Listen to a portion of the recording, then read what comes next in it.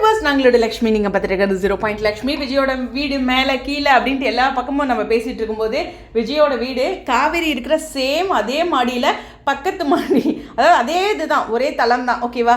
So அவர் அந்த entry கொடுப்பார்ல, அந்த இடத்துல ஒரு வீட்டில் இருந்து வராருல, எனக்கு தெரிஞ்சு அதாக தான் இருக்கும்னு நினைக்கிறேன். ஆல்ரெடி நம்ம காவேரி வந்து லைவ் வந்தாங்களே, அப்போ பார்த்தீங்கன்னா அந்த மாடியிலேருந்து தான் இதோ நம்ம வீட்டுக்கு போகலாம் அப்படின்ற மாதிரி காவேரி வீட்டுக்கு போவாங்க.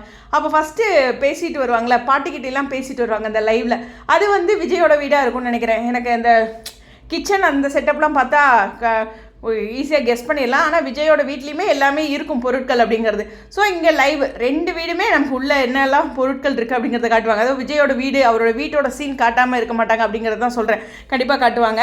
ஸோ அதுதான் நம்ம காவேரி வந்து விஜயோட வீட்டிலேருந்து ஆல்ரெடி 2 வீட்டுக்குமே காவேரி அந்த லைவில் வந்திருப்பாங்க. நீங்கள் பார்த்தீங்கன்னா தெரியும், அந்த லைவ் லாஸ்ட்டாக அவங்க லைவ் வந்தாங்க.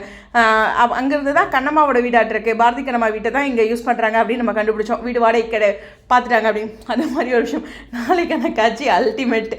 தேங்காய் உரிக்கிறதுக்கு பையன் கஷ்டப்படுறத பார்த்துட்டு சோ அப்படின்ட்டு பாட்டியும் காவிரியும் நினச்சிட்டு இருக்கும்போது அந்த தேங்காய் உடைக்கிறதுக்கு டூல் இருக்கும்ல, டூல் இந்த மாமியார் கொடுக்கவே மாட்டேங்கிறாங்க விஜய் அப்படிங்கிறது தான். ஸோ இந்த இடத்துல ஒரு ரொம்ப இன்ட்ரெஸ்டிங்கான சீன் இருக்குது. இல்லை, இனிமேல் எல்லா நாட்களும் அந்த டைலாக்ஸ்லாம் நம்ம மனசில் ரொம்ப பதிஞ்சிடும்.